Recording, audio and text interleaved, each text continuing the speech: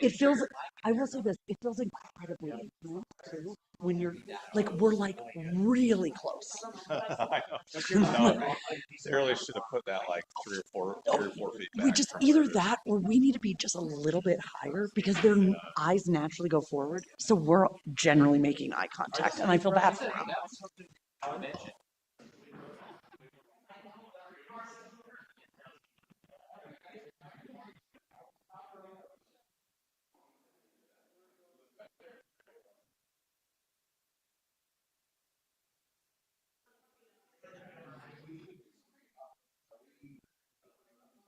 Oh, for the mics? No, we're just not going to get Oh. on ours today. Oh, yeah, right. Sure enough.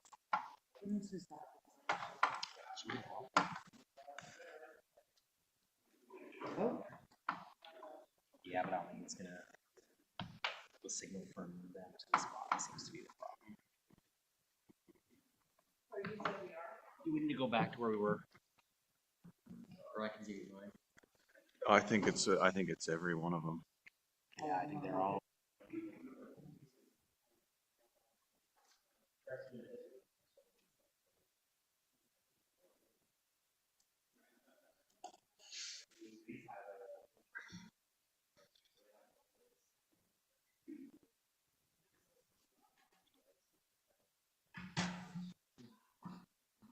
But I need to see all my other stuff as broadcasted. No, go, Alan. That's okay. Can't get a signal on them. Okay. All right. Welcome to the March 19th, 2025 North Logan City Council meeting. We'll excuse Joni tonight, who is not feeling well, and dismiss her with some thank you for not spreading that along. We'll start tonight with a pledge of allegiance by Buzzy, and I will say a prayer. To the audience, please rise and repeat after me. I pledge allegiance to the flag of the United States of America and to the republic for which it stands, one nation, under God, indivisible, with liberty and justice for all. Heavenly Father, we're grateful to gather together today as a council and as staff and citizens, and ask that Thou would please bless us as we consider the items on the agenda tonight, that we may do so with clarity and with collaboration. We ask that Thou would continue to bless our city with the rain that we need and the snow, and also with good leadership and with guidance in the things we do. We ask that Thou would please bless us to consider the needs of those that we represent tonight. And we ask these things in the name of Jesus Christ. Amen. Amen. Okay. I would entertain a motion to adopt tonight's agenda. So moved. Motion by Emily. Second by Buzzy. All in favor? Aye. Any opposed? Okay, and then we have our minutes from our previous city council meeting. I'm trying to remember what day that was. The March 5th city council meetings. I've submitted a couple minor changes. If there are any other ones, or if there aren't any other ones, I'd accept a motion to adopt those. So moved. Okay, motion by Buzzy, Second. second by Emily. All in favor? Aye. Any opposed? Okay, and then we have our recognition of our exemplary staff member. Today's is Mary Corey. She was nominated by Karen Jukes. She says, just wanted to recognize Mary for her time in not only helping Debbie with interviewing applicants, but stepping up and helping to train too. She has a way of making everyone feel comfortable. She's also very encouraging when she is working with a new receptionist and all that they get introduced to in a short amount of time. She's always willing to help with what needs to be done. She's a great example of making work a better place for all of us. I think the indicator that Mary is amazing is that I never see or hear exactly what she does. I just know she gets her stuff done. So we really appreciate Mary and all she does for North Logan City. Please join me in giving her a hand of applause.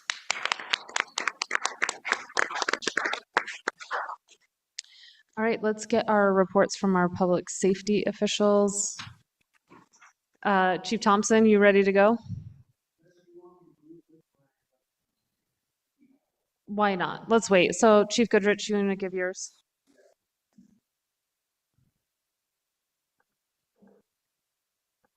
So I had three main things I'd like to just kind of update the commission on with things that have happened this last week. This last week, we were able to finally meet up with the winner from the READACon back in January that Trent was able to help put on. We had lunch with him. The kid, his name is Beckett Nielsen. He was a fun and fantastic little guy, just so excited to be there. He wanted to really sit in the police chair. Like, all right, we can do that. And so we had a lot of fun with him, but it's neat to see that. And it was a lot of goodwill that happened there on that. The second update I wanted to give, our speechwriter that we talked about is actually coming in early. So it should be here Thursday or Friday, Jordan. Oh man, where's its inaugural position going to be? I don't know yet. We haven't decided that. 3100 North. Coming down the hill right there. So we'll get that thing out and going. That's exciting to get it in months early than what we were anticipating. And then the last is our stats for this last week. It's been busy. We've had 105 calls. I added the percentage of the type of calls that were happening. So for instance, on the medicals, they took up 12% of our total amount of calls this week. And it's nice to be able to kind of see that number and really what we're working with on that. In addition, this week too, we have focused on working individually with the officers and what they're doing. So we put together their stats for the year on the amount of cars that they're stopping, the amount of calls that they're taking, and where they rank as far as the other officers. And then each officer was given that individualized stat sheet. And what we've seen from it is a result of the stops. We had 129 stops in addition to the 105 calls we took. We're a little low on the warning, citation to warning, 16% to 84% on the warnings, but it'll come. Like I said, the main thing is that they're out there and they're being visible on that. So we appreciate that this week. What is your optimal percentage for these people to stop? Like, what are you looking for in terms of contacts for your Here's contact officers? again. I look at the five main things. We're looking for DUI, following too close, speed, distracted driving, and seatbelt use. Those are the five areas that I've asked the guys to focus on as they're out making stops. And so with that, ideal ratio would be 50-50. And we're finding actually we get a little better compliance so when we have about a 40 to 60%. 40% citation, 60% warning? Yeah. Okay, I was just And really, curious. it's those are the easy ones. On your speed, you're looking for guys that are not 2 or 3 or 5 over. You're looking guys that are 15 to 20 over. Like, yeah, you're getting a citation, but we usually try to cut it down and work with them and say, we're trying to get compliance. That's the whole goal of the enforcement is not to hammer people. It's not to a revenue generator. It's to get compliance. It's to change behavior. And so those 5 things are what impact lives on that. So, Thank you. I was Thank you. curious. any questions or comments or? I know my daughter's ticket changed behavior. I know that. So That's good. still talks about it. Yep, appreciate that. So, and then commission meeting tomorrow on that. Yep. So, Okay, thank you. Yeah, we've been working hard on the police budget, so Kenny and Buzzy can attest to that. Okay, Alan, I'm trying to remember what we call your update. Alan, will you give us an update generally? And one thing we might do in this meeting, because the department heads do report on their action items, is these action items are supposed to relate to the council goals and strategic directives that we were given. One thought is maybe we could go through the action items through the majority of the meetings, but because in past years we haven't kept up to date on the strategic directives, that's my fault. So I think every quarter we'll probably do a more lengthy report on the strategic directives, probably every quarter, to say how are we meeting those goals from the city council. Because they don't change very much. I mean, it's a slow process. The action items usually change about every couple of weeks, and so going over these, I'll give you just a quick rundown on several things taking place throughout the city that do tie into the strategic directives. But we'll just take a look at a few of these as we go down through. Just as far as the community center, just so you know, in the next month, probably month, we'll have the brochure that'll go out probably in the newsletter, and we'll have a funding strategy to seek donations for the community center. And I'll give an update on the community center at the end of this meeting. And then just going down through HR culture, we had the employee appreciation lunch today, which was a fantastic opportunity to get together get to know the staff a little bit better and express our appreciation to them and for everything they do. And jumping down through like newsletter items, we'll get to that with Debbie. Debbie's actually going out to bid to see about a new newsletter vendor who prints our newsletters and sends them out. Our current vendor is actually going out of business, and so we're forced to just look and see, and it's a good opportunity to see where we can be in cost. Water, there'll be several upgrades at the end of the meeting, or updates from Jordan. Sewer, the master plan is taking place right now, and they're going around the community still and updating a few things related to that. Streets, they have their budget proposal, but right now what they're really doing is just fine tuning of their surface treatment plan for this year, preparing for that, making sure they're gearing up and kind of wrapping up some of their snow plowing for the year. Obviously that will go into April, mid-April, but right now they're still plowing, they're still just trying to prepare, and then they'll prepare for the summer by starting crack seal at that point. Stormwater, we'll have some updates tonight from Ryan regarding those items. Engineering, obviously the 2850 North project, that's the one where Rush is coming in. The 12th East project is a major project. They're just finalizing some of the property agreements. And obviously the 2500 North 8th East roundabout and 6th East projects, which will probably start in the next month, at least aspects of that utility wise. And we'll talk about that a little bit more this evening. Parks, they submitted their RAPS projects. Both Logan applied for the north end of Elkridge, basically to improve several different aspects of that. It'll be a multi-year project to improve the north end of Elkridge where the pumpkin walk takes place. Trails, that's up to Jordan Scott. Perks, they put together some final applications for additional BST funding and for canal trail funding. So we'll see what comes back on that for 2 grants in that regard. Recreation, there are several different things coming up. We'll probably go over those events coming up at the end of this meeting, but there's several sports coming up, countless things that they are always doing in recreation. Cemetery, we'll go over some of the plans later on before they're actually finalized regarding the cemetery shed. We'll talk about that. Like we said, the burials just continue to increase each week and each month throughout the year. Community development, obviously Sage Hills subdivision is one that they're working very hard on. But these next discussion will be about the general plan and the codification of everything related to the general plan. It'll be very intensive for the next several months. Economic development, they've obviously started on the Rush building. They'll start on the McDonald's building soon. Like I said, Treasurer, she's kind of taking the reins on this to go out and she's working with an RFQ to find a new printing service, which will be great. It'll improve our communication with the residents, I believe, when we're done with that in about every facet. Human resources, we did go out and we had a full month of employee appreciation. It was a fantastic month.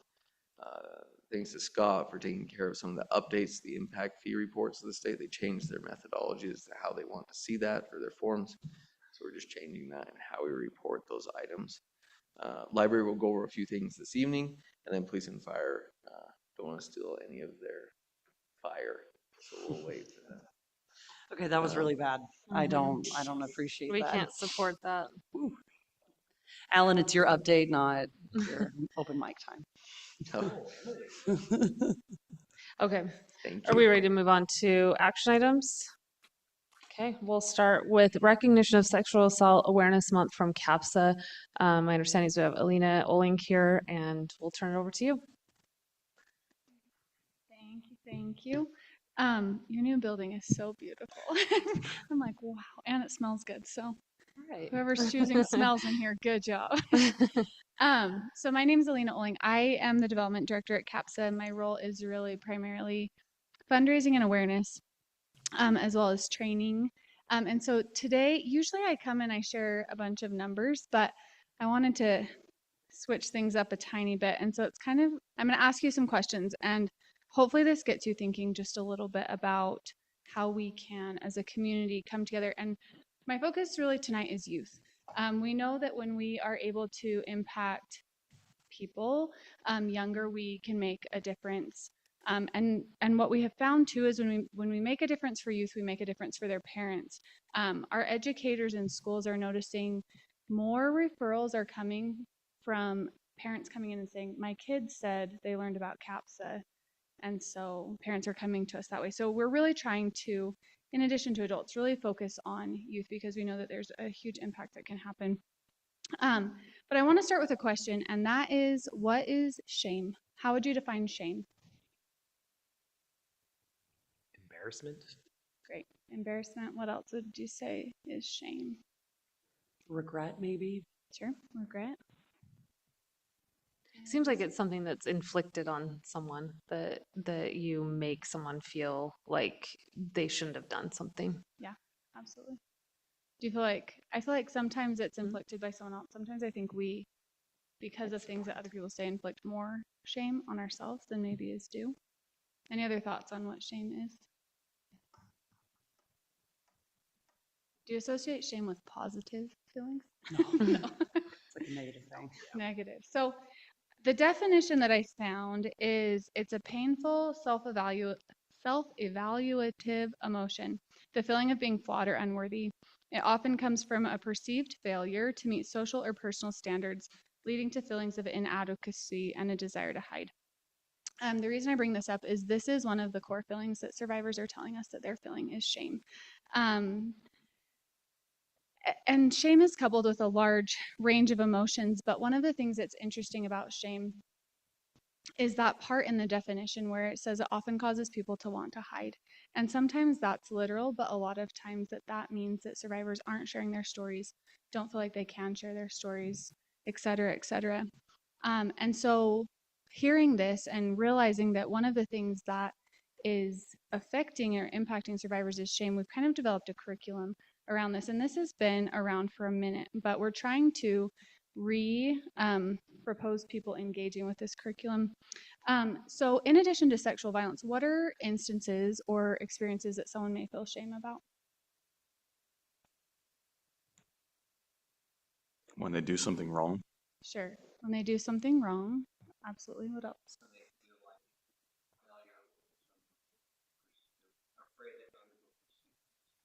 Sure, that they have a perception. And I think a lot of times, especially for youth, that that's probably inaccurate. That they may feel like people think they're a failure, but probably people don't think they're a failure. What else? What other situations might people feel shame about? When you made a mistake and you feel like maybe it was your fault that it all happened, like you're Yeah. like, oh, I should have seen it coming. Yeah, for sure. What about mental health? Do you think there's shame that surrounds mental health struggles? What about like suicidal ideation, thoughts of suicide? I think there's a lot of things that shame surrounds. And so this curriculum was really targeted for mental health and digital safety, but we are finding that this idea of shame-free conversations is something that applies really broadly. So I want to talk just a little bit about what this is. So a shame-free conversation, and this, like I said, is targeted towards parents and adults serving youth, but obviously can be applied broadly.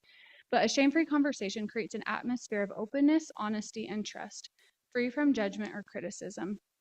It builds a culture of compassion and support between participants. The conversations prevent harm and violence while also reducing feelings of helplessness and fear when harm does occur. And I would also say self-inflicted harm. So by opening up and having these shame-free, open conversations and dialogue, we create spaces where youth and individuals feel empowered to share honest feelings, which we know is violence prevention and harm prevention.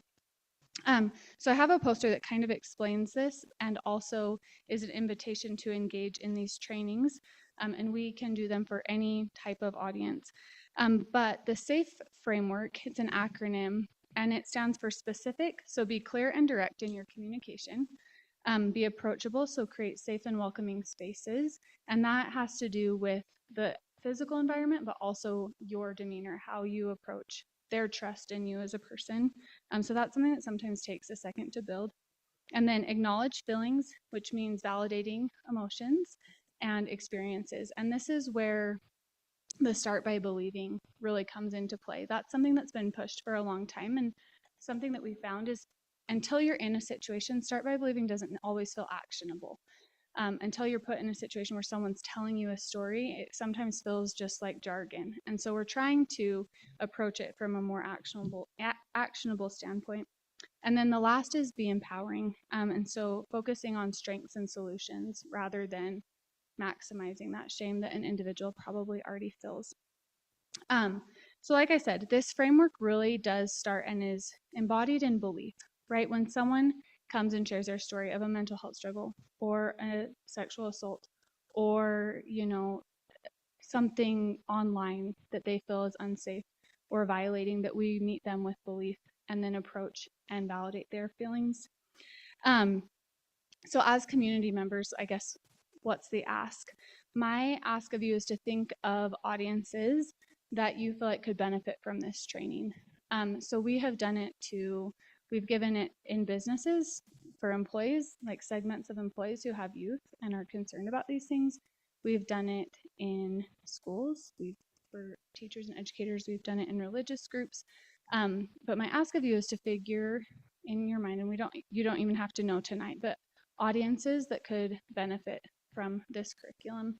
And then the last thing that I have for you is we have created magnets, and these will be going into mental health, so therapy offices across the valley, as well as in the Cache Valley Hospital, Intermountain, and Franklin County Medical Center, because of our collaborations and law enforcement and fire. They took them. Kudos to them for those partnerships. But these are meant to remind survivors and you as well that person's story matters. And if you want to connect them, the phone number is directly on this magnet. The other thing that is really exciting about this magnet is there is now a second phone number, which is our Idaho phone number, which is really exciting growth. So we just hired our first Idaho employee a few weeks ago, so we're quickly expanding, which is good. But any questions? I'll leave these things with you, but any questions about CAPSA in general, about what's going on, about this? Thank you so much for the work that you No, guys we do. appreciate We look forward to this every year and appreciate your work. Happy to do it. They are. So this will explain, I'll give these to you, and this explains everything, as well as if you are interested, you can contact info@capsa.org or call us, or if you want to email me directly, that works as well. So I will leave all of these things. And then if you have questions in the meantime before I'm around in October, just let us know. Okay, thank you so much. Okay, let's move on to consider approval of a bid to construct 600 East from 2200 North to 2400 North. Is this you, Jordan? It is.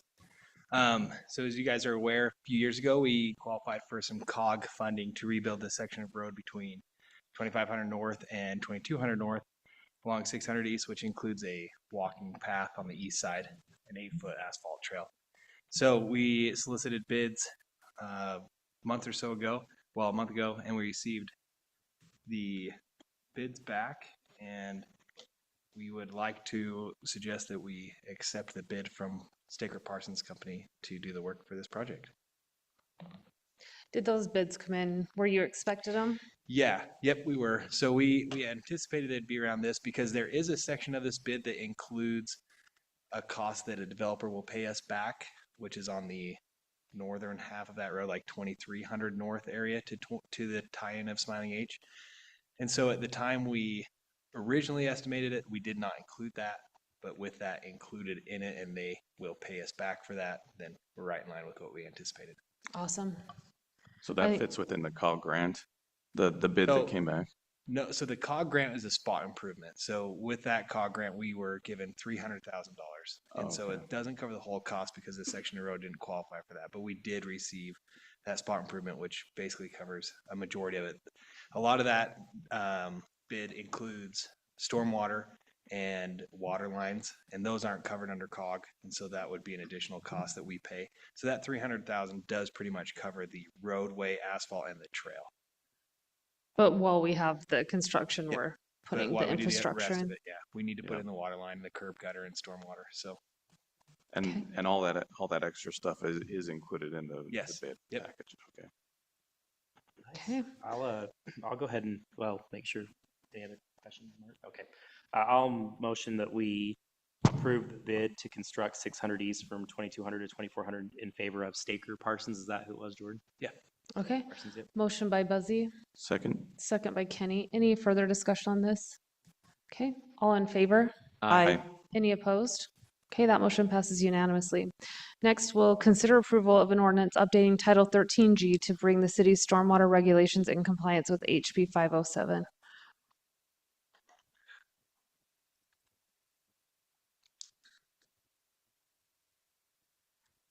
Yeah, so this year, HB 507 did pass and is now Utah Code 19-5-108.3, just concerns stormwater construction.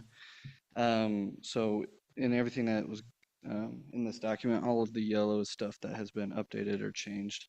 The three biggest parts of this bill was just to cause kind of uniformity with municipalities all across the state for ease for contractors to deal with. Three of the biggest changes on page 6 is the first one. There is now a set deadline time limit for a municipality to review a SWIP plan submitted to them. We have 14 business days to review it, and then if there is needed changes once they resubmit it, we have another 5 business days to review those changes and updates. And the second big change and the biggest focus of the bill was on inspections. The law now says that inspections done by the municipality need to be done electronically through an electronic inspection form, unless there is reason to go on site. And in our experience to this date, not many contractors want to submit that many pictures to us in order to do an effective inspection, so it's kind of just been business as usual. And then Meaning, does that mean you go on site for all of them? Yeah. Okay. And we even the Catch Coalition that I attend, we've came up with a form that we can submit just at the beginning where they can opt out as well. And most people are just choosing that because, yeah, in order for it to be an effective inspection, they would need to submit, I mean, depending on the job, but hundreds of photos every month. Nobody really wants to do that. So of the open permits I have right now, only one has submitted electronic inspections, and that's because they have a third-party SWIP company doing their inspections. And then the final change is our enforcement policy. This was another big emphasis, is they wanted uniformity in how municipalities were doing the enforcement if there was problems for the SWIP. Just like the biggest change is on B there on page 8. There's like reasons for fines and amounts set per fines. Before this, it was, I guess you could say, the Wild West as far as like municipalities being able to fine whatever they wanted, whenever they wanted. And so now there's a set limit that we can do. Luckily in North Logan, we typically don't have that problem, so it hasn't affected us too much, but it is something we just have to put in the code to match. Problem meaning you haven't had many violations? Yeah, or I always get really good feedback from contractors to fix it really fast, Oh. and so we never have to get to the fine stage of it. Okay. All right, any questions on this? Okay, then I would accept. I a actually motion. just have Oh, one question, that because it says 14 days, 14 business days, is that going to be enough time for you guys to do a proper? Yeah. Okay. I've already been under that pretty easy. Okay, as long as you guys have enough time. Okay, I'd accept a motion on this then. I motion that we approve an ordinance updating Title 13G to bring the city stormwater regulations in compliance with HB 507. Okay, motion by Emily, Second. second by Kenny. Any further discussion? Okay, all in favor? Aye. Any opposed? Okay, thank you. Thanks for your hard work on this. All right, let's move on to budgets. Chief Thompson, now your time has arrived. Can't get out of it. We'll start with, maybe a quick report. I think I missed the first of the month. So had a couple fun things, really positive things to report. First of all, we just promoted a new critical care paramedic, Tyler Scriber. We now have a total of 3. Scriber's a North Logan original. He lives here in North Logan, and he was one of the North Logan Volunteers back in the day. So super proud of Tyler. He's going to be fantastic. So that gives us a critical care capability on all 3 platoons. The other thing, I think, just real quick, probably everyone got to see the report. Calls were down just a little bit in February. It seems like they've rebounded quite a bit here in March. Usually look at the data by the quarter to kind of get a feel, but it was a little bit quieter month. I think we had like around 73 runs here in North Logan. The other, I think everyone that was following the ledge session, it was a super active one for fire and EMS. Some really great bills for the fire service. Just to throw out there, HB 65 was a huge win for the fire service for presumptive cancers. They added about, I believe, 9 or 10 new cancers to that, and provided funding for pre-screenings and work in prevention of cancer, which is super important, obviously, with lifestyle and taking care of ourselves after the calls and before the calls. So really great bill there. So it's not all bad. Did have some unique things in ambulance billings and ambulance services. We'll just have to navigate that as they come. And the other big one was, I think I had mentioned that we did put in for like 5.5 million for our training center. So for appropriation, and it had great support. The Northern Utah Chamber Coalition, it was number 2 on their list, so we had great support there.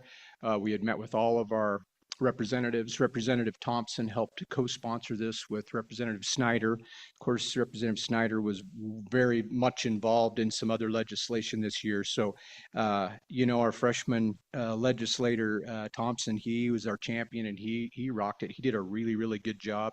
We felt good about getting money, but there was no money this year, unfortunately. So we're not deterred. We're just we've got a strategy. We met with Representative Thompson yesterday on how to move forward to see if we can get some more participation. The DNR's committed some money to help build their building that's going to go out there. So we've got a good strategy. We're just going to chip away at it. We have another year to get that worked on. So it wasn't all bad. We're still encouraged that we can get that done. So we think it'll be a great facility for all of Northern Utah. And it directly impacts, obviously, Logan and North Logan, and so it would be super good. So that's kind of my update. Unless there's some questions, I'll switch gears real quick. So sorry, Chief, with the grant, we were number 2 on the list, you said. So, but since there's no funding next year, do we just have to start the process over? Yep, or do we at least we'll go after it again. With the appropriation, what's nice is where it's not actually the grant, it's just for appropriation. So they pretty much rank everything. And believe it or not, on all the projects in Utah, we actually were clear up at 16. So we had really positioned ourselves well. They could see the value for all of Northern Utah.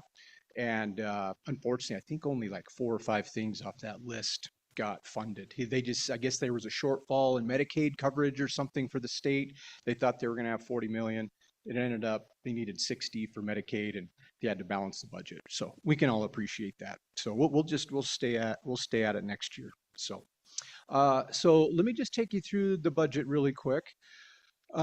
With the budget, the unique thing with this one, I don't think I kind of went over this very well last year. So I'm going to kind of go through the top part of this.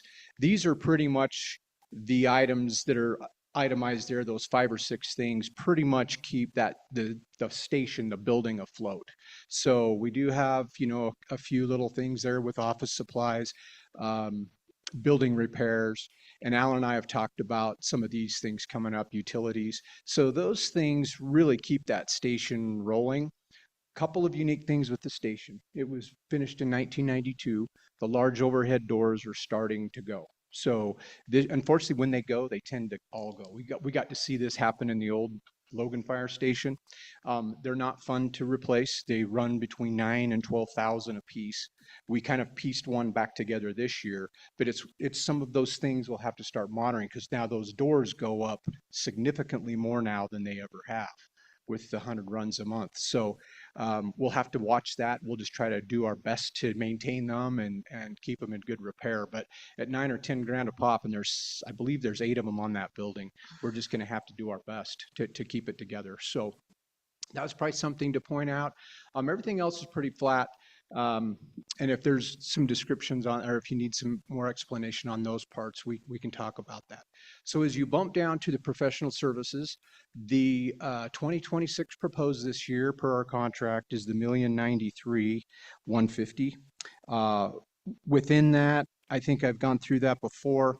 That's the 9 firefighters. This year, we've gone ahead and realigned that. You've got your 9 people plus a deputy fire marshal in there. Okay, so what we did and what I shared with Alan was we went ahead and moved all the 9 lowest paid members of our fire department have been moved into that budget. They're all firefighter AMTs to keep that cost down for the city. When we did that, it actually, and this shocked me, this is the good thing with this, the cost of their benefits is slightly less than the other pool of people. It actually went down this year for you a little bit in that contract. It went from $273,000 in benefits down to $268,578. So that was a positive. The fleet is aging, as you know, and it's still good. We keep them, we take good care of them. Our shops takes good care of them. Problem is, as they age, they tend to need more repair. So Alan and I talked about that. That's up a little bit, but we'll have to watch it. This year, we're already at 106% on the maintenance of the current fleet of the North Logan fleet. So we were able to do some things, working with Alan to get that managed. But those things concern me, right? Because we don't want your fleet costing you double what your budget is just to keep them maintained. The really nice thing about that is the way the shops work. Your fleet is maintained by the professionals at the Logan shops, and all that's billed are the parts. There's no labor involved. It would probably be double this if it wasn't just the parts. So we'll need to watch the parts on your large apparatus. Everything else that came through is, the operating costs. Like I said, Alan can take you through some of those line items. Where we landed with this is Alan and I had discussed the contract, which has been in place since 2020, has weathered COVID. It's weathered a huge increase in what we had to do with pay to keep people in the fire service and the police department. As you guys remember, most cities were doing 15 to 20% raises in 22. That's since mellowed out. We've gotten back to where we try to do 2 or 3%. I know most cities are probably trying to do that. Logan City's proposed around a 3% increase, which I think is probably similar to others, just trying to keep pace of some of the inflation of the last little while. So where we're sitting actually is where we're at with that operating is actually $1,137,48. So about 43,000 is what Alan and I have been talking about with the difference. So we'll talk about it. I know we're just presenting this. I moved everything I possibly could there, and we can have more conversation about that. The thing with the contract, though, moving forward, next year we're proposed to have 3 new firefighters. So I think everyone knows, so Logan City pays for one of the firefighters that's staffed in the station every day, 24/7. In a commitment to just make sure that station was staffed at 4 per NFPA 1710 guidelines, okay? To keep it at 4, it's efficient, it's safe, and it provides a high level of service, okay? So committed to it. We've borrowed that person with the plan that 7 years later in the contract, North Logan would be able to add that additional person at that year. And here we are. We're looking at the 2027 next time around. So Al and I had a great conversation about that the other day. It's a big jump. It's 3 personnel. And we kind of use about 107,000 as a good number with benefits, cost to put them in turnout gear and their beginning salary, okay? So that's a nice one. So, quick figure, that's like 300 grand. And I think everyone's known that that was going to be the jump. And so what we just need to be able to do is, we're committed to this contract. We feel it's super beneficial for both cities. It provides North Logan citizens a high level of service. It keeps your ISO level at 2, which is a huge bonus. But we recognize that's a big jump. And so I just wanted to kind of throw that out there. I don't have the solution for that today, but we need to be able to talk about it because we're super committed. Say, hey, how do we make that work? There's a lot of interesting things rolling right now with the hope of a district that maybe could help pay for some of those funds. as you guys know, Logan and North Logan, businesses and citizens, I mean, this is the core of the area and a lot of the people here, I mean, we're paying a lot of that budget. So I realize there's things to play out. So we'll address it, but I wanted to bring it up in the hopes that, hey, moving forward, let's work together to figure out how we make that work. So, because that's the big. Go ahead. One other item to bring up is that Chief Thompson's applied for a SAFER grant. That's an acronym. I don't even know what it stands for, but that would provide financial resources towards those personnel as well. Now, the likelihood of us getting that, I don't know the probability of that, but that would be one more option to help cover some of those costs, at least for 3 years. And is we'll my aggressively understanding. go after that. The SAFER grant, the staffing for adequate, what is it, safe and adequate staffing for the fire service. It's one of those. Anyway, it's a federal grant. It pays for the full amount of the people you're proposing to add for, it's 100% coverage for 3 years. And our ask is right in line with what that grant covers, because what we're trying to do is add personnel to keep you per the NFPA 1710 standard. And they look at that as the first, are they trying to accomplish that? And the answer would be 100% yes. So we feel like we've got a great shot at that. The political climate the last 2 or 3 months is kind of, federal grants have kind of gotten a little uncomfortable. I'm not sure what's going to happen. I believe they'll shake out and the grant process will kick back up. But it is very competitive, but we'll go after, as hard as we can, because it would be a considerable savings for this contract for sure. So we'll be doing that again. We did put in for it last year on the hopes of just maybe getting it and we didn't, but we figured we learned some things from that application and we'll go after it again for us. So Chief, you mentioned some capital expenditures like the doors, for example. Yeah. I don't see that in the proposed budget. So that was just an FYI. It was just an FYI, just to warn you that, hey, so they're doing okay, but we had a problem with one last month that they said, look, all these doors are getting ready to go. What we did is we just replaced the hardware, just dealt with the panels, had it lubricated really good, spent a couple $1,000s on it, and did that. So we are not proposing to say, hey, we're just going to change them all out. Just as awareness that, hey, coming up, that building, it's starting to show its age a little bit. So I guess I just worry. I appreciate the being cost conscious, but the worst case scenario will be all those doors need to be replaced next fiscal year at the same time when we've got this bump in the contract rate, and then it just becomes an even higher burden. Yeah, I that would be an extremely difficult thing to meet. I think a much higher cost though would be the fact that we have to replace our engine or ladder trucks, and Chiefs provided, it's down below in the budget, kind of a path as to how we would do that by buying one of Logan's ladder trucks and then them helping us through that process. Similar to what we've done recently with one of our brush truck or squad truck that Chiefs helped us with, and we replaced that and swapped that out with a different vehicle that was a better fit for the services for the fire department. But similar things where Chiefs helping us through that. But that would be a large ask at that point to try and take care of all of those things. Yeah, it's tough. And I think, in terms of the building, it's held on. We've been able to do some improvements in there, which anything we've improved, we've tried to cover in the fire department budget, not necessarily the North Logan budget for that building. But, down the road, which Alan and I have talked about, ideally as North Logan grows, that building will probably be kind of outgrow itself. It's gonna start showing its age. And so in a couple of years, we probably should be planning for, hey, where will the new location be? Because where it sits now in relation to Station 71 isn't ideal for North Logan. We most of that action, if you look at the maps, most of where we're responding is in that area around the city, around the retirement homes. The highways, as you know, have gotten super busy. We've had some unbelievable traffic accidents here the last little bit on the highway. So it's just not going away. We're afraid it's going to get busier. So those are just good things to be planning, I think, in the future.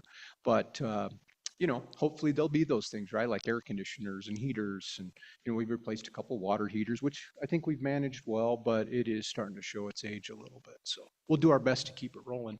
Okay. So Chief, I'm just curious in terms of what determines how many personnel are assigned to that fire station. Sure. Is that more NFPA? Is that based on actual call volume, or what is that? Yeah. So our our goal and our standard has been to at least match NFPA 1710's minimum recommendations for structure fire response, for business or large commercial structure fire response, and ALS response. So even in ALS response, they recommend 2 on a larger apparatus, and then a paramedic and an EMT, or 2 EMTs. So that 4 tends to be very, very efficient. And what you'll notice within the system last year, we ran about 6,500 total calls in between Providence and North Logan. Okay, and so what happens is, with only 4 people in a station, what ends up happening is the rescue or the ambulance ends up going, and if it's a medical call, they go ahead and take care of that patient with the engine company. If they're okay in terms of stability of a patient, that ambulance will transport to a hospital. Now that engine is left with 2 personnel at least, because 50% of the time they'll in a zone, they'll get another call. So they're already in the rig, so that helps response times, delivery of service, and speed. Speed's very important, obviously, in getting to a scene. So the 1710 standard is really where it's the most efficient, safest for our people, and truly the best delivery of service. So there's different combinations all over out there. There's mixtures of part-time, there's mixtures of full-time, but it's very difficult to keep part-timers anymore. As people, want a career and they want benefits, and we've kind of worked through that and kind of ran it, to where we felt like, hey, we've got to put a sunset on this. So we're in a super efficient model. It's the best. It's truly a good value for the city. Great example. So I was running some numbers just real quick. This is just good FYI, because Alan and I were talking. Hey, North Logan pays a lot per cap. And you do, and you're probably right around 90 to 92 per person. If I look at per capita and what you're paying for your benefit for your fire department, but I say look at the value. North Logan pays $90 or $92 a person, but you get full access to Logan City's full fire department. Any fire, every station is responding to North Logan. If there's a crash on 1600 North, which there was a terrible one last night, you get every station in Logan City. So it's a great collaboration, number one. It's efficient, and it's a pretty good value. Logan City citizens are the only ones that are paying a little bit more than North Logan. But I truly think the value. The other thing is, who else has a fleet? North Logan still has a fleet of apparatus that's maintained in that contract. A lot of people don't have that luxury. They really don't. I ran Smithfield's rates the other day. They're sitting around 80. They're right on your heels, and they've got a combination. They've got a full-time, part-time combination. And what's crazy, in looking at the National Fire Administration's numbers, the average career full-time departments right now are costing most cities about $168 per capita. So it seems like a lot, but it's a great value. It truly is. And none of them could say they have critical care paramedics. They don't have a heavy rescue that handles water rescue, trench collapse. I mean, it's pretty amazing what we have available here in this metro area with Logan and North Logan. But kind of interesting numbers out there of what it costs some big cities. And I realize, and sometimes you'll see numbers 80 to 90 per cap.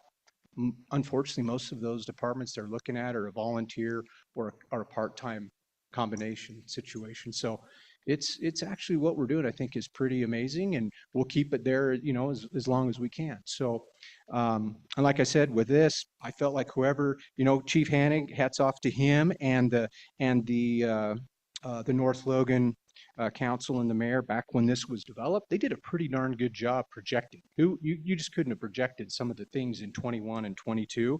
And so if you look at what we're hoping to do to try to at least match what other cities are doing, shooting for 3%, there's no guarantees on that. I know that's what we're trying to do, but that's introduced into this as well. So I think we would absolutely recognize that we're just getting superior fire protection in our city. I think we've bragged about that. I think it's amazing. My question is there a way, if we can't afford the Cadillac, is there a way to say, look, we could pare it down, knowing that we're going to be reducing the service that we currently get? Is there any room for moving in that way? In terms of maybe not like higher, like like not having as many firefighters in the station? Yeah, I mean, or- I or- don't even know all the areas but I'm just wondering, like, I don't think anyone would argue with you that we're getting really probably the Cadillac service here. And I guess I'm just saying, can we afford the Cadillac service? I think that's a question we have to ask ourselves. And so is there is there a value model, like, is there something that we could say, look, we know we're not going to have the same level of service, but maybe we can't afford that. Yeah, yeah. Well, I think that's why with the right here where we're getting to start looking at next year's the next year's contract change with the addition of people, I think we need to talk about all those things, because to me, I guess the other question I would ask is, what do North Logan City, the city and the businesses and its residents expect? What do they want in the next 2 years, 5 years, 10 years? Because if we're not forecasting long distance, because maybe it does seem like, hey, we are paying for Cadillac right now, but moving forward, if the calls double, then what? Like if all of a sudden we go from 1,000 calls a year to 1,200 and 1,300 and 1,500 a year, how do you manage that? Because without enough people, calls go uncovered, right? So I think it's good to look at everything and to see what does North Logan want? What kind of funding, if this district works out, what is the long-term Yeah. benefit to North Logan there? That's a or no huge benefit? question mark for a It's while. a huge question for all of us, right?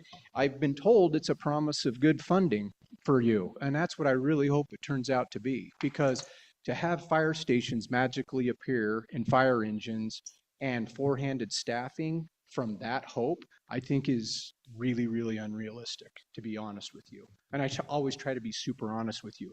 But that doesn't mean it won't happen 5 or 10 years from now. It's just, you saw how long it took us to build our station downtown, and we were across the street. It just takes a long time and a lot of money to do those things. So I think we get together, figure out what are the goals, what are the objectives, what do the citizens of North Logan and the businesses expect?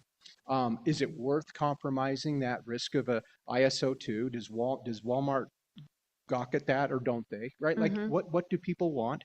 And look and see what those projections are, because truthfully, we need to be looking at the growth, right? The old metal building, as much as we love it, it's not going to be your long-term solution for a firehouse.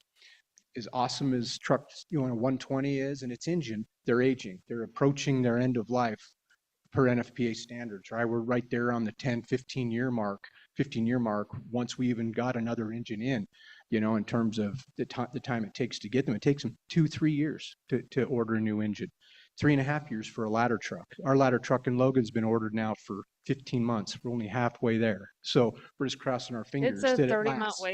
wait. Wow. 3.5 years. Wow. Yeah. So there's all those things to talk about. I think we have a lot to talk about, and I think we just plan it together. Hey, what are the expectations? Because I don't ever want to feel like it's getting jammed down your throats, right? Like, I think we need to build a plan that makes sense for North Logan. I'm vested. I've got a building in this city, right? It's a commercial building with a heavy fire load. Right across the street is Walmart, a huge warehouse area. Can you really afford to scale down your coverage of fire and EMS, right? Those are all things that we'll all have to look at. But you've got my commitment. We're super vested in this contract, in this relationship. Having that station is excellent for both cities, and you have a ton of support from my mayor and finance. Say, hey, things are good there. So it's mutually beneficial. Yeah.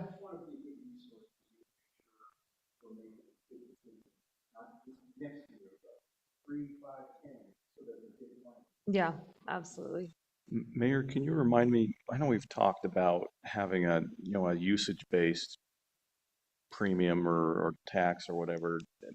Did that get implemented for the heavy users of things like the fire services? The disproportionate business license fee? Well, that's built to go out halfway through the Scott will meeting. turn it That's off. just how it's designed.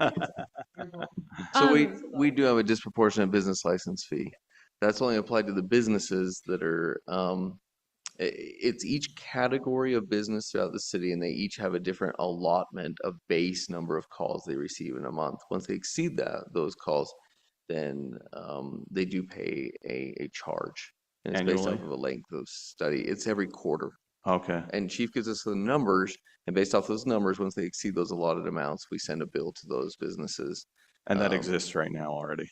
That exists, and what it did initially was fantastic. What we wanted, like Chief Goodrich brought up, we want less calls. Same for the fire department. That's the ultimate goal. We don't want more money. We want less calls. Yeah. And so by doing that, it actually reduced the number of calls from several different businesses. Probably dropped them 80, 90% from those businesses. We have a few that just ignored the entire license and they just pay the fee. And so that's what we're running into. But yes, that is in place. North Logan's the only one in the valley that has that. It's common along the Wasatch Front. We're looking into reaching out to Logan City right now to see if they'll implement that for their police department as well. And we're looking at expanding it now to not only be applied to businesses, but also to, residential housing complexes, those with a landlord. Okay. So looking through that, and that's the portion of the study that's taking place right now. We actually met Okay. about that this week. They'll be looking at those numbers to update those. Yeah. accordingly. And my guess, those fees address operational as opposed to capital costs of the service, or do they address both components? They address about every component when they go through. It's a very lengthy study that Zion's Public Finance has to do before we can implement those fees. So they spit out the range of fees that we could. I guess charge what or I'm saying assess. is if the purpose of that is to reduce calls, not to increase fees, then that doesn't provide a mechanism to plan for $500,000 capital improvement. Yeah, I So don't. you have to look at another revenue model to deal with It that. looks at both of those, but it just follows the state guidelines. They can only do what the state specifies. So they just take it's really based off of the number of calls is what it's based off of, is what they So look at. maybe there are other ways to look at how a citizenry bears the expense of fire and police. Yeah, and I think we just get together and workshop it and look at some things. I know Logan City, I think about 4 or 5 years ago, implemented the like the plan review fees, the sprinkler inspection fees, things specific with new construction, along with, you know, when people apply for business licenses and things. So when they're building their new building or opening a new business, it's incorporated in there. And so I sent that to Alan so that we have that. We've never done that here. It's also a new thing for Logan. And I am sensitive to the fact that, hey, there's taxpayers. What should be included there? I know fees can be not necessarily controversial, but discussed in terms of, well, should the taxpayers have to pay that? But I think the way they've structured the fees is it's very specific to a new business opening. And look, when you have to create and inspect and then approve a sprinkler plan for a large commercial building, there is a ton of work that goes into that. So yes, some of that probably should be included for, you know, in a taxpayer's money, but other part, I mean, that's extensive. That's extensive work on the front end that's not necessarily fire, like suppression or EMS related. So I think they found they're not, the fees aren't a lot, but over the course of a year for North Logan City, that could be a little revenue source that helps pay for some of those services, because you do currently pay for a deputy fire marshal here in North Logan. You know, Chief Keller does a phenomenal job, and that's part of what the citizens here get with the contract. So I think there's a whole bunch of things to talk about. So. Yeah, and just to update you on the fire districting discussion, I'm hopefully going to be on that board. They're going to they were supposed to make that appointment last Monday, and then Wow. I think they bumped that to next week. But I think it's really important that the fire districting board that the county's putting together, that's going to have 2 mayors from the south end and 2 from the north. So we'll see with that, but I think it's important that North Logan is a part of that conversation. And that's just a really big thing that could really impact all of this, right? Like, I think we're all anxious to fix the problem that we're all being double taxed for fire. So anyway, I don't know what that solution will be, but I think it's good that conversation's at least started. And that double taxes, we have a county tax to Mhm. go for county fire, and we have our own fire department. So Right. right, And pay so, for 2 cars and have 1. yeah, and I think Yeah. obviously second to Logan City, North Logan, we pay the most taxes to the county. And so because largely because of our commercial corridor. And so anyway, it'll be, because there are some other cities in the valley that are paying, I don't know, 5 figures for their fire. And, that disparity is pretty hard to Do we justify have in a my mind. number of how much we pay, North Logan and the residents pay for that aspect of the How much county? of that'd be a really hard thing to track, like how much exactly goes to public safety. But we pay what, 1.3 million into in taxes. It's higher than that, isn't it? Or you I'd have to told me, look that up. you told me a number this week.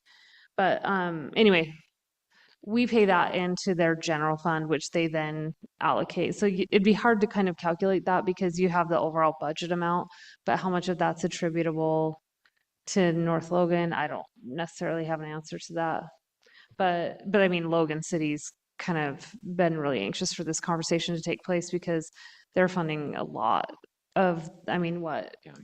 You're 10? probably looking between the two cities, probably 70 to 80% of the county's budget comes from the two cities, Logan and North Logan. 70 to 80% of the county's Entire EMS and budget. fire Not budget. or EMS, entire- but No, their entire budget their comes budget from our itself. two cities. What goes into their I do general fund. appreciate you, Chief, coming and making sure that we're aware of the future. That is definitely something we need to have a lot of conversations. Mayor, I really do hope, is there anything we can do to help get you on that board? I've I had heard shot my shot. Okay. Well, rumor was you were the pick for the. That I had was the heard this. rumor. That's Then good. you haven't heard the latest gossip, Chief. We'll talk after. Oh, okay, okay. Well, I hope they do it, and I hope everyone knows I'm for hopefully a positive resolution. I do think the small rural cities in Cache County need help. They need a solution, but to this point, most of that funding has come through the general fund, through the county. And the irony is Logan and North Logan have the highest per cap for their own fire departments, and then their citizens are paying county taxes, and that department's been funded through the general fund. And that's why everyone's like, okay, no more. So I would love to see there be a positive resolution. And the best thing that could happen is they come up with a resolution that helps fix things in the rural part, because it's unfortunately volunteerism is dying. It's very difficult for them to staff. And so I hope they come up with something that finally some money, a revenue stream comes back to the cities through that district, because that would be a win-win at that point. So we'll just see what happens. I appreciate the start of these conversations right now. I mean, Yeah. always forward thinking is a good idea. I just want to make sure we're talking way sooner than, because the year will go fast. Yeah. So, but hey, I really appreciate your time. I'm sorry, I know I took probably way more than you wanted, but there was a lot to talk about. We haven't even talked about apparatus, but that'll be another talk. I just want to make sure we're having those conversations. No, that's Buzzy's. After you took credit for the It was on the. OG contract. That's right. Okay. Good job, man. Way to go. Good job, It was, You're welcome, Chief. it was great. So thank you. Thanks, Any other Chief. questions? Thank you. I think we're good. We'll put a pin in that and say we'll have some more conversations. Thank you. Thanks a Okay. bunch. Thanks, Chief. Okay. Time for Trent to be grilled on behalf of the library. Trent Watch is brand out. new building over there and. Yeah. Yeah. I mean, are you aware of the mortar conversation that's being had? I finally learned what you were looking at that day. I thought you were looking at the brick color, and I couldn't decide how. It is The mortar, been yes, that is. a real problem. So Did you make a decision? no. And the mortar guy is real happy with me, but okay. Okay, we can go over this fairly quickly. After being at the library for about a year and a half now, I feel like I have even a better understanding of the budget and how we can maximize what we're doing there even more. So going through our revenue lines, we're just going to hit on a few that have changed, but one of the primary incomes we have is the dedicated property tax for the library. We get an increase in that every year based on growth that happens in North Logan. It's small growth, about $7,000 to $8,000 a year that we get increased into that budget. Going down the line, we made some guesses last year with the Logan Library reopening, what kind of effect that would have for us at the North Logan Library. But we're projecting things to stay the same. Our library fines staying the same. We are earning great interest on the money that the library has invested, and so we've raised that number a little bit based on the current interest rates. Again, these are all fairly small numbers. And then working our way down, the non-resident fee is one that used to be I believe what keeps moving. About $16,000 is what we anticipated getting in that. But when the Logan Library opened, we thought that was going to drop. It did, but we put it about 12,000, and we're maintaining there right now. And then you'll see that purple line that we've added. This is one we want to talk about. This will be a new revenue stream that we'll have for the library with the new community center opening. Of course, we're going to maximize that as much as we can as a library, provide programming, do as much as we can, but we won't be able to program from 8 a.m. to 10 p.m. every single day, and a lot of weekends will be open. So our hope is to use that for different conferences that employers might want to rent it out for weddings, for family gatherings, recitals. And so we feel like that's going to be a great opportunity to subsidize the more help that we're going to need at the library at that point, because we're going to need somebody there helping open the facility when people are coming in after hours and maintaining rentals that are coming in and the additional programming that we want to offer as well. So we're really excited about that. I didn't put any projected numbers in there because it's still up in the air when the facility will be completed, when we'll be able to rent it out, but knowing by next fiscal year of 27, we should be able to definitely be making money in that category. And hopefully this year we'll see what happens. As far as other revenues go, all staying the same. We have our state grants that are pretty consistent around $6,000 every year. And then the money that comes in from the Thorne Endowment, that's maintained as well. On the expense side of things, with our library wages, that's just including a standard raise there. It's not a huge increase, and then also just increased staffing that we might need as we're moving books and getting everything situated for the new building. The library benefits, this is not a huge change. We're way below budget on that right now. That's because I was not withdrawing benefits from the city, but my wife has gone part-time at her job, so I will now be pulling the full benefits from the city, but we did some calculations and it will still be less than what we projected it would be this year. So we'll be just fine in that line. Travel and training, drop that a little bit. We're gonna be spending a lot of our time moving things into the new building and not a lot of time to go out and learn about libraries. So I cut that back a little bit so we can focus on that move. Going down, things have stayed pretty much the same. You'll see our supplies and repairs, I bumped that up a little bit. Our storage unit costs have gone up, so we're looking at alternatives for different ways to store all of our things. So we're not just paying for that stuff to sit there. And then you'll see there is a line that is over budget currently. We're not adjusting that. That's repairs. That's our heater in the library. That is a dinosaur. To get it up and going this year was about $4,000. Hopefully that will maintain through next winter as they're working in that building. Fingers crossed. And then with there's another one I want to talk about up there. Down to our professional services. This includes our IT contract. And as you know, we started a new IT service. It's been less than we thought it was going to be. I believe that was about 16,000. Last year we brought it to 14, and then looking at what we spent this year, kind of average costs, we're going to take that down to 11,000. So we've been able to save quite a bit with our new IT contract and get really good service with that as well. And then moving down, everything has stayed pretty much the same. Our collections, we'll keep that the same. Our book buying, our grants. We did drop our program budget just a little bit. Again, we'll be closed for small amounts of time. We're not going to be like the Logan Library will still be open during the renovation, but there will be times when we have to move everything out into the new building, and we'll have some times that we're closed, so we're not going to be offering programs all the time. So we've trimmed that back a little bit. Any questions on that? Kind of sped through. Yeah, questions from you guys? Trent, I think it's been invaluable to have you have fresh eyes on this budget and to say, to identify efficiencies. So thank you for that. I think it's been really great for the library. Nice to have you, Trent. Yeah. Actually, Trent, I do have a quick question. Yeah, for sure. Line 34 is library software maintenance. Is that software separate from the professionals, the IT services then that we're already? Yes, so that's the software for checking out books. So the library software for people to reserve stuff online, for our scheduling software we use for staff. So it's just an annual license? Yeah, fee? just annualized stuff that we have coming through on there. And we've got that pretty well balanced out to what there's little increases every year, so we've left a little bit of a pad, but that should be great. Isn't that the one that's front loaded? Yeah, so that one's completely front loaded. I think we have our Google Suite coming out of that for the rest of the year, but that's it. Well, one other thing that Trent brought up and kind of relates to kind of just Civic Center updates. So as we've looked at this, Trent brought this up where he's trying to look at storage. The new community center will have some storage, but obviously we need to increase the amount of storage. If we've got 4 or 5 storage units across the city right now, And the problem is they went from like $90 a few years ago. Now they're up to 260 to 250, 260. I mean, Like a $60 jump just this year. per We month. rent those? We rent Surprised those. we can't just build our own. Out of some aluminum. So Buzzy's jumping the gun. Oh, sorry, Alan, Sorry, sorry. Alan, See, Alan Trent, has I a was getting whole my- thing. my He's- creativity he's coming out. midway through his Fire presentation. Cameras and screws, I'll go build this. So what we're looking at is on site You're here, gonna rat out too quick. Let him go.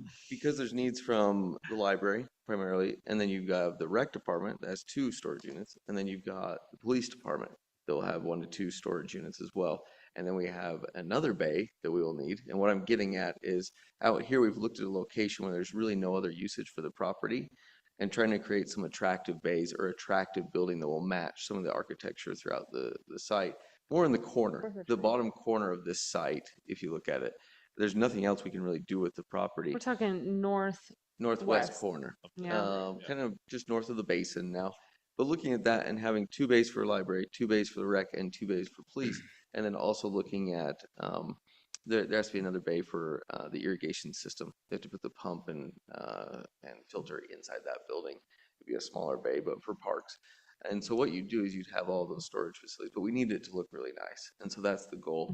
But if you're shelling out $260 a month per bay, this thing pays it for itself pretty quickly. In the terms of if we can just muster up enough funds for the capital to install that, it would have to come from several different areas. But if we can do Buzzy that, volunteered already. I mean, Mhm. it's pretty Buzzy much my could do idea. it. It sounds How like. hard is it to be? it's going to be the Buzzy Memorial. Story. Oh, wow.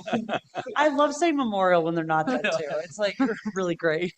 I'll build them, but they're not gonna last the first storm. But just so you know, that's What are in we the works looking right at in now. terms of potential costs for that? Like, We got costs last year. It would have to be updated. What we're going to try and do is work with some of the subcontractors that are already here and see if we can capitalize on that. If we can do that, then it should be a little less expensive than it would be normally. And also but it's tough. We're trying to capitalize on efficiency, but at the same time, we can't have anything looking bad on the site because every time we talk to different departments, they're like, well, we'll take care of this. We're going to go buy a tough shed. That's probably happened 20 times with the library since I've been here. And they want to keep going out and buying tough sheds. And I'm just like, you do realize how nice everything here is going to look and does look currently with several of the different buildings from the police station, library, and this building. It needs to tie in and be attractive throughout the site. And so that's what we're going to look at. okay. Great. But yes, we don't have the exact cost right now, and I'm sure No, last I year's was just costs are outdated. curious to see kind of like what we're We're estimating. working on that design right now as we speak, and so in the Okay. next few weeks, we might have something that we can share with the city council. Okay. Kind of a proposal. Thanks. Okay. Trent, this looks awesome. Sorry, Trent, I stole that, but No, that was one of Trent's ideas as well, along with Buzzy, so we can Yeah. co-name It it. can be the Trent Buzzy Memorial. Sounds Yeah, good. Trent, I guess we're done. It's a fun run though. Hope you enjoyed it. Trent, Any other questions? Are we good? Okay, thanks so much, Trent. I'm happier. Okay, let's get updates about the general plan and city center master plan. Yeah, just real quick. Last week we sent out the updated drafts of the general plan, city center master plan with that owner occupied language having been injected into those documents. So if you guys have any other comments on that, let me know. Otherwise, we're going to move forward with finalizing the formatting, getting them into print form so we can get them published. So we're at the tail end of those document creation process and just getting them out to the public. Beyond that, what we're starting to look into is a few things. Alan, if you want to click on that file, it's the North Logan working schedule for code updates. It's right there. Yep, copy of. Okay, so what this is a document that we're working with our consulting team on. This is essentially a pathway forward for all of the text amendments that are needed in order to bring our general plan into our codified environment, our regulatory environment. Our planning commission has started looking at the first adjustments to Title 12A. That's the general provisions in the land use administration sections of the land use code. And they are starting to look as of tomorrow on the first adjustments to 12C, which is the zoning element of the land use code.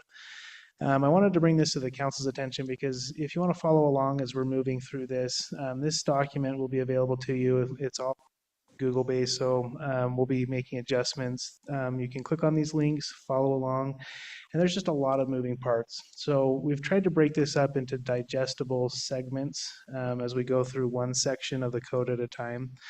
Our planning commission is reviewing them in work session and then holding a public hearing as we go from one section to the next, but we won't actually be bringing a final ordinance to council until we have gone through the code top to bottom.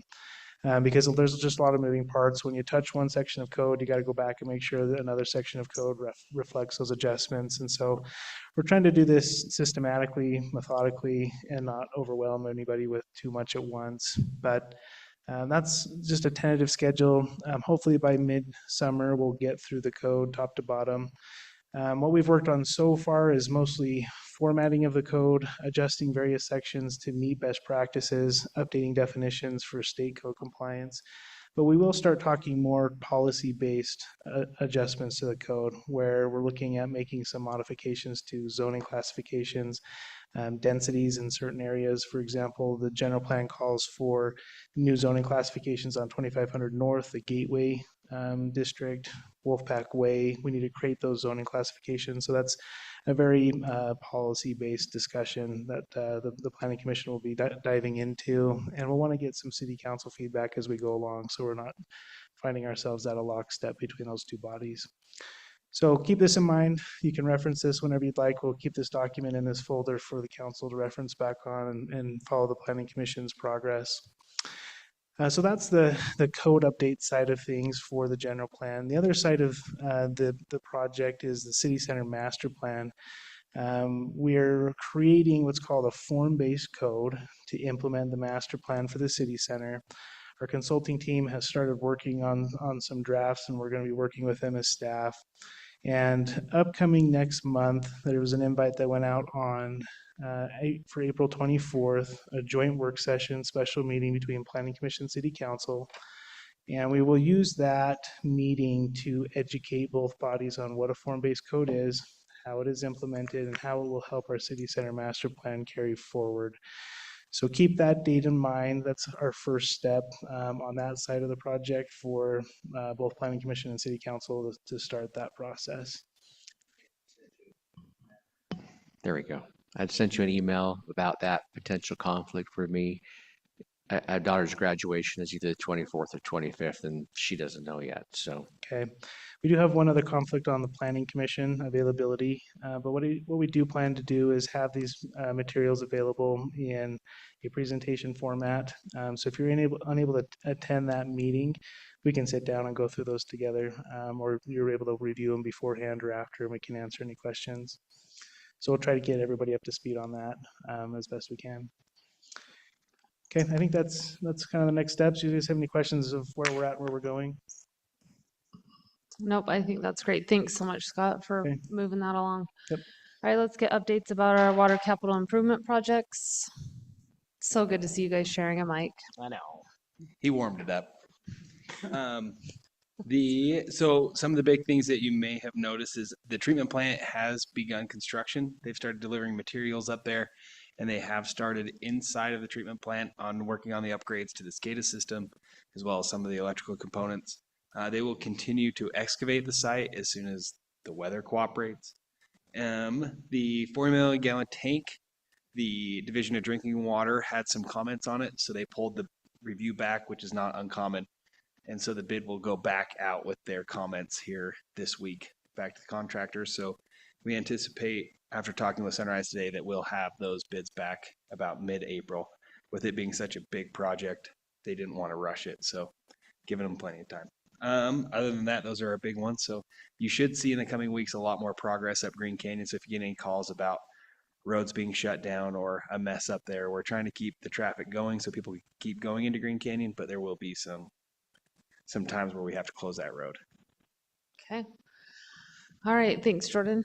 Let's get updates about the Civic Center. Can we talk a little bit more about mortar? No? No. Okay. No mortar. But just the general update right now. As far as construction is concerned, the roof, they were working on that today. Obviously, some weather delays this week, but they plan on pouring in the next couple weeks, the main community center area. After that, they'll get the windows on and they'll start working on the interior of the building at that time. And they'll start making a lot of progress internally on that building. And we've already gone over the brochure and some of the funding things, but those are the other things that will come up in the next couple of weeks. Okay. Okay, great. And reports from everyone else. So Jordan, nothing. Scott? Scott? Alan? Just the upcoming events, just so everyone's aware. Thanks to everyone who attended the employee appreciation lunch. I think it went really well. Easter egg hunt and soapbox derby, those are coming up on the 12th, so just put those on your calendar. Fantastic events. And then the Utah League, sorry, the league conference, we've talked about this. If you can attend, fantastic. Just make sure you're in touch with Scott to make sure everything's taken care of there. And we may Scott, have, have you gotten everyone's? I forgot, but you have mine now. But anyone else who's going? Okay. We may have a Founders Day tree planting activity. Our Founders Day is April 27th. That's when North Logan City was founded. But so there'll be a Founders Day citywide spring cleaning or community cleanup. And that's essentially when we put the dumpsters on the north end of Elkridge. We'll try and coordinate that for the 26th. That's a Saturday. And they'll probably start in the morning until those dumpsters are full, which they usually fill up in a few hours. And we usually have 6 or 7 dumpsters. So it's a great community event, but that's kind of in lieu of having any types of green waste bins at Elkridge Park for the entire summer, which we really just couldn't afford. The event Under the Sea, that's an event like a dance. The rec department's putting together. That'll be May 16th. I think it's from 6 to 8 p.m. They'll have more details on that. And then Memorial Day. So keep Memorial Day on your docket. That's May 26th, 11 a.m. to noon. Most of it's all lined up right now. The program should be a fantastic event. And it's the only Memorial Day program in the Valley. So it's a great opportunity to get together. It's a really good event each year. But then the library kickoff, just keep that on your docket. That's June 2nd. That's on the north end of Elkridge in the evening. And then Touch a Truck is in June. Those are kind of pretty far out, but just keep them on your docket and just pay attention. There's more events that come up in between all of these, but those are kind of the major events that we have. Okay. Just to update you, so the fire districting committee, and then I just got appointed to the steering committee for the Valleywide Recreation Center feasibility study. So Nice. So that's great. That we'll be kind of pushing that along. All right, then I'd entertain a motion to adjourn. You're such a turkey. So moved. Okay, motion by Emily, Second. second by Kenny. All in favor? Aye. Any opposed?